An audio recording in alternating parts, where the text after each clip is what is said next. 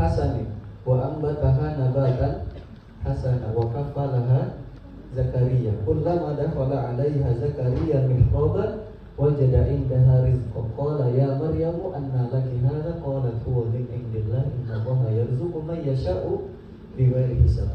Dia Allah menerima ibunda Maryam dengan penerimaan yang baik, membesarkannya dengan pertumbuhan yang baik dan menyerahkan pemeliharaannya kepada Zakaria. Kita stop sampai sini ya. Ini kerintu. Jadi ketika Allah mengatakan di sini dan menerima penerimaan yang baik, membesarkan pertumbuhan ibunda Maryam dengan baik.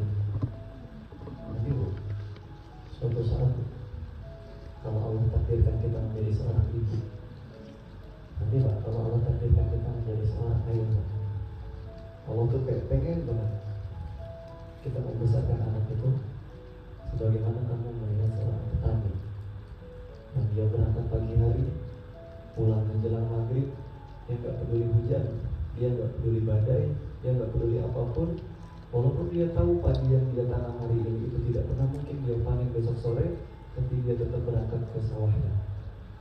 Itu juga makanya Allah katakan pertumbuhan Maryam itu ditumbuhkan dengan cara yang baik. Allah tidak menggunakan bahasa apapun selain cara untuk bertumbuh. Konotasi bertumbuh itu identik pada tumbuhan, konotasi tersebut kemudian dimasukkan ke dalam pembesaran. Makanya kalau kita nanti menjadi orang tua, lebihlah seperti seorang petani. Anak bukan investasi, tapi kita yang membesarkannya dengan sepenuh hati. Apapun jadinya, apapun takdirnya, itu adalah apa yang kita tanam. Dan apapun yang kita panen, terimalah. Karena kita yang memberi pupuknya, kita yang memberi airnya, kita yang membesarkannya. Itu yang pertama. Yang kedua, dan menyerahkan pemeliharaannya kepada Zakaria. Saya dulu bertanya, Bu, kenapa pemeliharaan ibunda Maria yang notabene-nya adalah seorang anak perempuan harus diserahkan kepada laki-laki, harus diserahkan kepada Zakaria? Kenapa harus Zakaria? Kenapa bukan neneknya? Kenapa bukan bibinya? Kenapa bukan siapapun yang kemudian ini bersangkutan dengan perempuan? Kenapa harus dengan laki-laki? Padahal ini anak perempuan. Setelah akhirnya saya tahu, Pak, saya punya studi kasus saya.